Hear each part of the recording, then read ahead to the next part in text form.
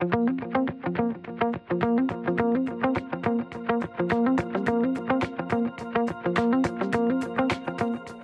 next presentation is going to take another look at a different aspect of the digital age. We're going to talk now about ethics and trust in that digital age. Helen Brand, OBE, is the global CEO of the ACCA and will be addressing the topic. Helen.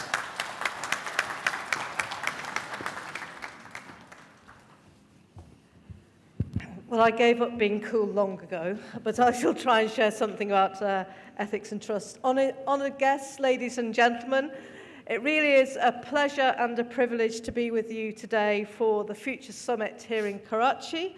I'd firstly like to thank the conference organisers, Nutshell, for inviting me to speak today, but more importantly to congratulate them on their forward-looking agenda, which I think is exciting all of us.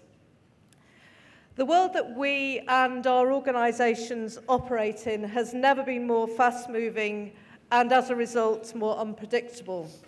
So in 2010, Unilever coined an acronym which I think you're probably familiar with, which has since been widely adopted to describe our contemporary business landscape, and that is VUCA: volatile, uncertain, complex, and ambiguous. And in her address to the World Economic Forum this year, Uschi Schreiber, who's the Global Vice Chair of Markets for EY, set out some of the greatest challenges facing the world in 2017. She said, millions of refugees with nowhere to go, unexpected decisions on Brexit and the US elections, melting ice caps, growing income and wealth inequality, terrorist atrocities, and the fake news phenomenon implicated in the rejection of globalization and the rise of nationalist and populist policies. And I think the list could probably go on. And on top of that, and in line with the theme of this conference, running through all of it, we can add the huge opportunities and challenges of a global digital economy. It's a lot of information to absorb, to process, and to act on in order to take organisations forward. And with different and contradictory information on the same topics coming to us 24/7, it can be increasingly hard to know where the truth lies. As a result, we're seeing a crisis, a global crisis of trust. For the past 17 years, the public relations firm Edelman has conducted an annual international survey of public trust in entities, including business.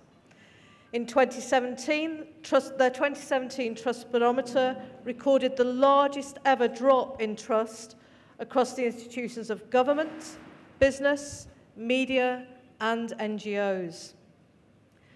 The credibility of leaders is also in peril. CEO credibility dropped 12 points globally to an all-time low of 37%.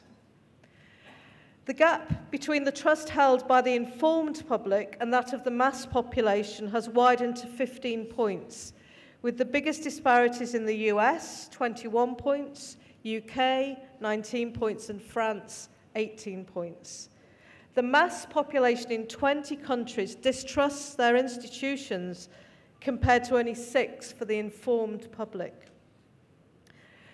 The cycle of distrust is magnified by the emergence of a media echo chamber that reinforces personal beliefs while shutting out opposing points of view. The survey found that people now favour search engines over human editors and are nearly 4 times more likely to ignore information that supports a position they do not already believe in. Of the 4 institutions, business is viewed as the only one that can make a difference. 75% of the public agreed that a company can take actions to both increase profits and improve economic and social conditions in the community where it operates. Moreover, among those who are uncertain about whether the system is working for them, it's business they trust most. This is therefore a massive risk for business, but also an immense opportunity. So, how do we seize it? Being able to count on those in business to do the right thing is imperative. At ACCA, we see instilling this appreciation of ethics as one of the most important responsibilities we have. Without the right ethical compass, the technical and practical skills the ACCA qualification, for example, develops are incomplete. And while we can't predict the future, it seems certain that the role of professional accountants will continue to widen as organisations become more complex.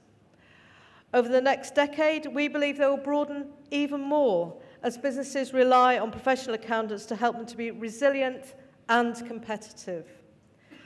It's our role as a global professional accountancy body to ensure our members remain fit for purpose in this changing world.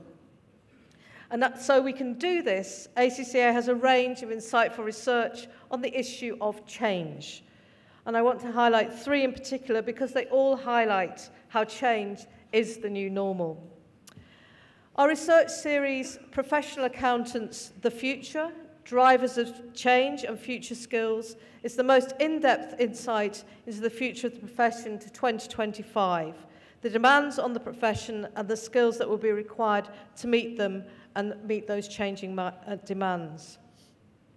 Also, we looked at Generation Next, and our Generation Next report identifies what Generation Next thinks of a finance career, their aspirations and challenges, satisfaction levels in their current roles, and how they see the future of the profession.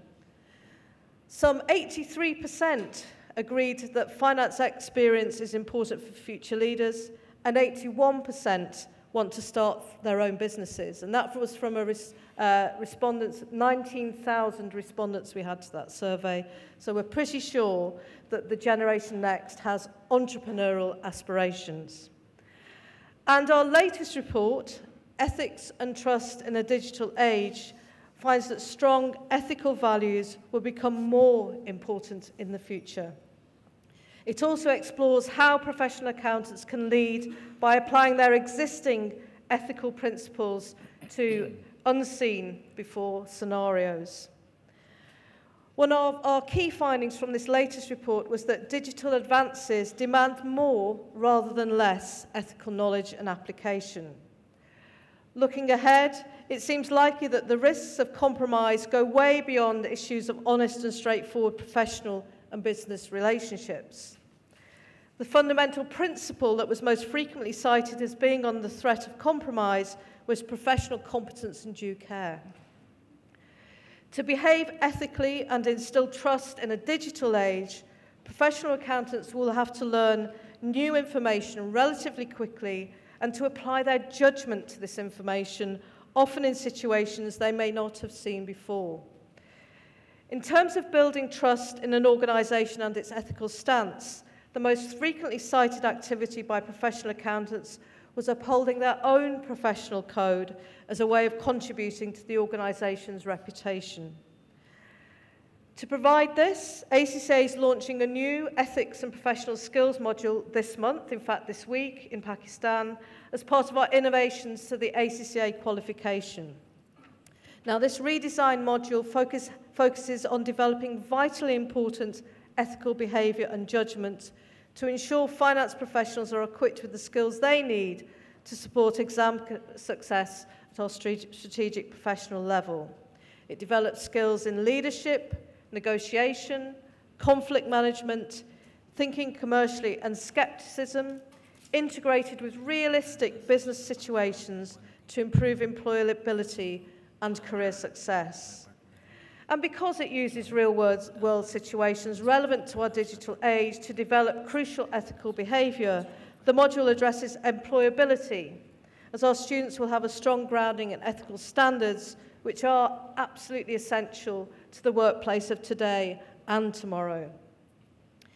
It focuses very much on the skills employers told us they need from professional accountants: ethics and professionalism, personal effectiveness, innovation and scepticism, commercial awareness, leadership, and teamworking and communication skills. And alongside other innovations to our qualification, it's helping ensure that we are genuinely helping build trust in our digital age. So as you attend all these exciting sessions today, I'd ask you, each of you, to also recommit as a business leader to playing your part in helping rebuild trust so organisations can continue to thrive in the exciting times ahead. Thank you for listening. Thanks, Helen. You talk about collapsing trust, but you missed one group, the least trusted group throughout time, lawyers. But, I mean, trust barometers are interesting and maybe sometimes problematical kind of look at these things. But what is really interesting in the digital age is how people are being cut out of the trust equation. I mean, Bitcoin is exactly that. Bitcoin is the attempt to take out human agency and put a trust element in technology. And technology solutions, blockchain-based, a really interesting part of that whole thing. Thank you, Helen. Let's take our third and final speaker for this session, talking about, again, a different aspect of the digital era, this time work-life balance, which I guess would fit in a little bit with what Asma was saying earlier on, given the demands of the new generation.